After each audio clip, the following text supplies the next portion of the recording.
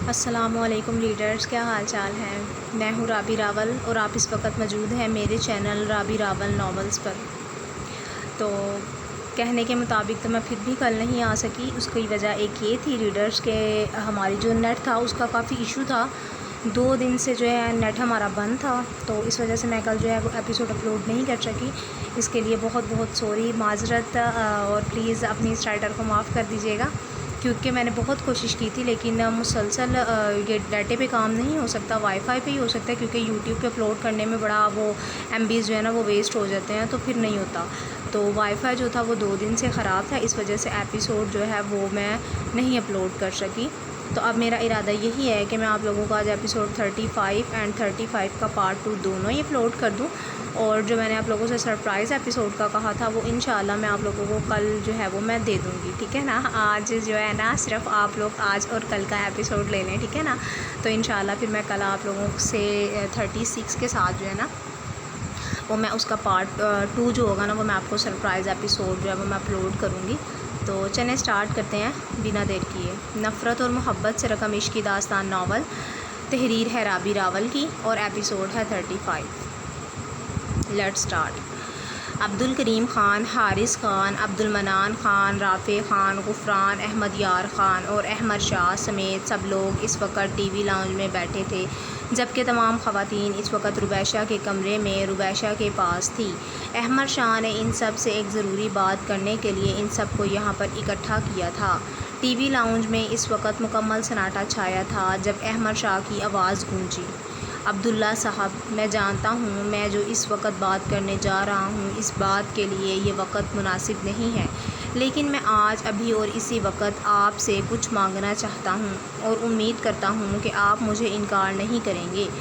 احمد بیٹا، آپ نے اور آپ کے بیٹے نے ہماری بیٹی کی جان اور عزت بچا کر ہم پر بہت بڑا احسان کیا ہے، جس کا بدلہ ہم ساری زندگی نہیں چکا سکتے۔ عبدالکریم خان احمد شاہ کی بات سننے کے بعد بولے، آپ کو کیا چاہیے؟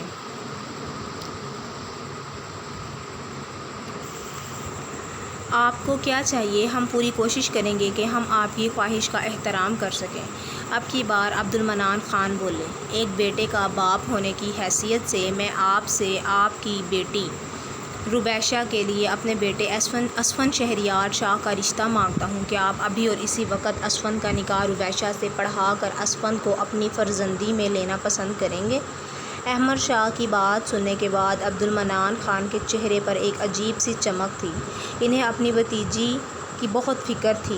انہوں نے فنکشن کے دوران تمام معاملے کو سنبھالنے کی بھرپور کوشش کی تھی، لیکن پھر بھی لوگ باتیں کرنے سے باز نہیں آ رہے تھے۔ انہیں یہ فکر تھی کہ اب ان کی بھتیجی کو کون اپنائے گا، اسی لیے انہوں نے رافع خان کے لیے روبیشہ کو سوچا تھا۔ حالانکہ وہ رافع خان کی پسند سے بخوبی واقف تھے، لیکن انہیں اپنے بھائی کے غم کے آگے اپنے بیٹے کی خوشی بھی عزیز نہیں تھی۔ عبدالمنان خان نے سوچا تھا کہ حالات تھوڑے سے بہتر ہونے کے بعد عبدالکریم خان سے رافع خان اور روبیشہ کے رشتے کے سلسلے میں بات کریں گے، لیکن احمد شاہ کی بات سن کر وہ پرسکون ہو چکے تھے کہ اس طرح روبیشہ بھی ایک شہزادے کا نصیب بن جائے گی اور ان کو بھی اپنے بیٹے کی خوشی کو اگنور نہیں کرنا پڑے گا۔ اور سب سے زیادہ جو بات انہیں احمد شاہ کی پسند آئی تھی وہ یہ کہ اتنا سب ہونے کے باوجود بھی اور روبیشہ کے بارے میں سب کچھ جاننے کے باوجود بھی شہریار شاہ کے لیے روبیشہ کا ہاتھ مانگ رہے تھے، جبکہ رافع خان کا انہیں علم بھی نہیں تھا کہ وہ مانے گا بھی یا نہیں۔ اس لیے جو عزت اور مان سے ان کی بیٹی کا ہاتھ مانگ رہے تھے وہ ان کے لیے قابل عزت تھے۔ میں پہلے بھی آپ کے در پر سوالی بن کر آنا چاہتا تھا، لیکن بچی کے نکاح کا سن کر ارادہ ختم کر دیا، لیکن اب تو احمد یار کا نکاح خالِ نور سے ہو گیا ہے، تو مجھے پوری امید ہے کہ آپ مجھے اپنے در سے خالی ہاتھ نہیں لوٹائیں گے۔ اسفند شہریار شاہ سے تو آپ سب مل چکے ہیں، وہ اس وقت آرمی میں کیپٹن ہیں اور بہت جلد ترقی کی سیڑھی پر قدم بڑھانے والا ہے۔ ایک مشن کے سلسلے میں وہ روبیشہ کی یونیورسٹی میں اسی کی کلاس میں ٹیچر تھا، اس لیے روبیشہ بھی اسفند کو اچھے طریقے سے جانتی ہے۔ اگر آپ کو کوئی اعتراض نہیں ہے اور آپ اس رشتے کے لیے راضی ہیں تو میں ابھی اور اسی وقت روبیشہ کا نکاح اسفند سے کرنا چاہتا ہوں، لیکن اگر آپ کسی چیز کی تصدیق کرنا چاہتے ہیں تو مجھے کوئی اعتراض نہیں ہے، آپ وقت لے سکتے ہیں، اور جب آپ کا دل مانے تو نکاح کرنے کے لیے بلا لیجئے گا، میں حاضر ہو جاؤں گا۔ احمد شاہ نے نہایت سنجیدگی اور مؤدبانہ انداز میں ان سب کے سامنے بیٹھ کر سر جھکا کر اپنا مدعا بیان کر رہے تھے، جبکہ عبدالکریم خان کو تو سمجھ ہی نہیں آ رہا تھا کہ وہ اپنے اللہ کا شکر کس طرح ادا کریں۔ انہوں نے اپنی زندگی میں تو پتہ نہیں ایسا کون سا عمل کر دیا تھا جس کی جزا اللہ ان کو ان کی زندگی میں عطا کر رہا تھا۔ احمد شاہ کی بات سننے کے بعد غفران احمد یار خان کے چہرے پر بے ساختہ مسکراہٹ آئی۔ اسے ہوٹل میں اپنی اور اسفند کی ملاقات یاد آئی جب اس نے ربیشہ کی تصویر دیکھنے کے بعد سخت قسم کا رد عمل کیا تھا۔ اس دن غفران حیران ضرور ہوا تھا اسفند کے اس رویے سے، اسے لگا کہ دال میں کچھ کالا ہے اسفند کی طرف سے، لیکن آج اسے سمجھ آئی تھی کہ یہاں تو پوری کی پوری دال ہی کالی تھی۔ غفران احمد یار نے سوچ لیا تھا کہ وہ یہاں سے فری ہونے کے بعد اس کی اچھی خاصی درگت بنائے گا جس نے اس سے یہ بات چھپائی تھی۔ ہمیں اس رشتے سے کوئی اعتراض نہیں ہے احمد بیٹا، لیکن اس وقت مجھے یہ نکاح مناسب نہیں لگ رہا کہ ربیشہ کی ذہنی حالت ابھی ٹھیک نہیں ہے، وہ اتنے بڑے ٹراما سے گزری ہے، سب حالات آپ کے سامنے ہیں، اگر اس صورتحال میں اس کا نکاح پڑھایا جائے گا تو وہ ہم سے بدگمان ہو جائے گی، اسے لگے گا کہ ہم اس پر یا اس کی باتوں پر یقین نہیں رکھتے، اسی وجہ سے اسے جلد از جلد اپنے سر سے بوجھ سمجھ کر اتار رہے ہیں۔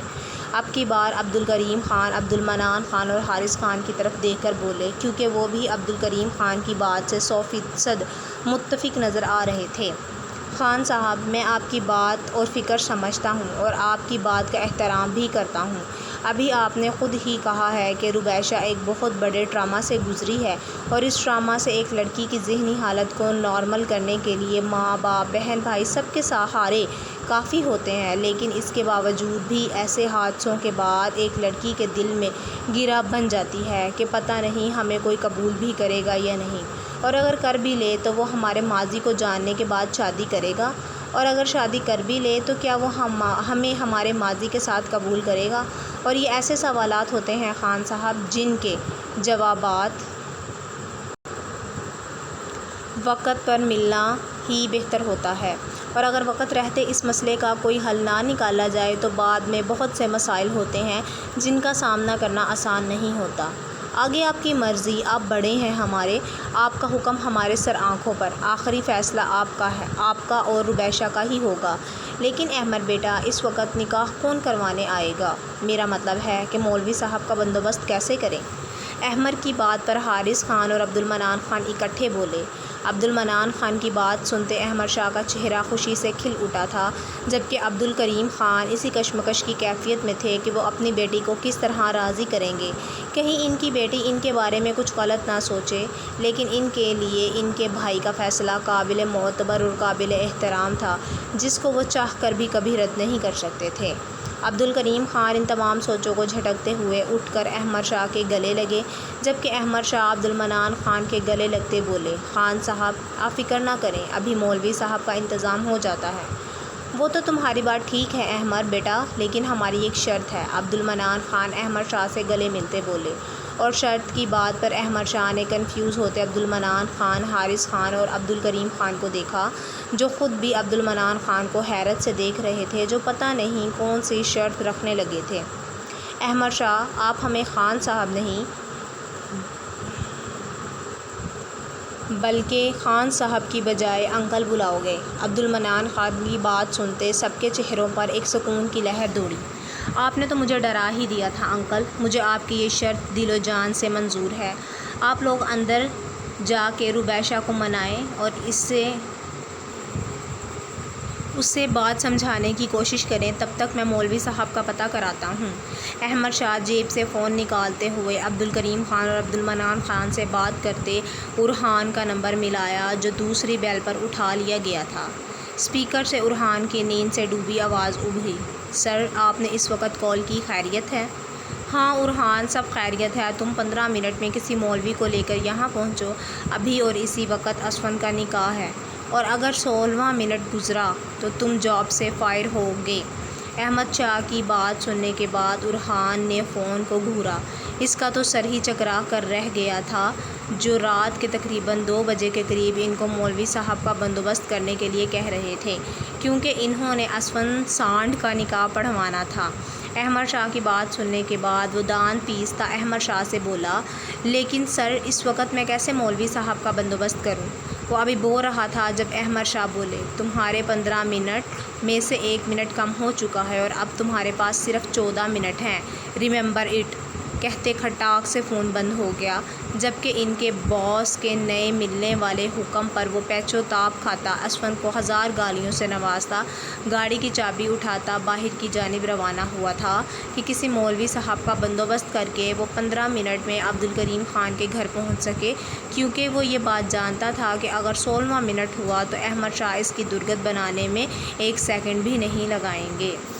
سو ریڈرز، یہ تھی ہماری آج کے ایپیسوڈ نمبر 35۔ امید ہے کہ آپ لوگوں کو پسند آئی ہوگی، اور میں باتوں میں ٹائم بالکل بھی ویسٹ نہیں کرنا چاہ رہی، کیونکہ ابھی میں نے 35 کا پارٹ 2 بھی اپلوڈ کرنا ہے۔ یہ تھی آپ لوگوں کی کل کی ایپیسوڈ، جو کہ نیٹ کا ایشو ہونے کی وجہ سے میں نہیں دے سکی تھی، اور اب میں آپ لوگوں کو اپلوڈ کرنے لگی ہوں آج کی ایپیسوڈ۔ تو اب مجھے اجازت دیں، انشاءاللہ میں 35 کا پارٹ 2 اپلوڈ کرنے کے بعد آپ لوگوں کو کل سرپرائز ایپیسوڈ بھی اپلوڈ کر دوں گی، وعدہ کرتی ہوں اس چیز کا۔ اب ویسے تو میں نے ابھی تک اپنے کسی بھی ایپیسوڈ میں وعدہ نہیں کیا، لیکن آج میں بھی وعدہ کر رہی ہوں کہ میں آپ لوگوں کو کل جو ہے سرپرائز ایپیسوڈ ضرور دے دوں گی، ٹھیک ہے؟ تو اللہ حافظ، مجھے دعاؤں میں بہت بہت یاد رکھیے گا اور اپنا خیال رکھیے گا۔ فی امان اللہ۔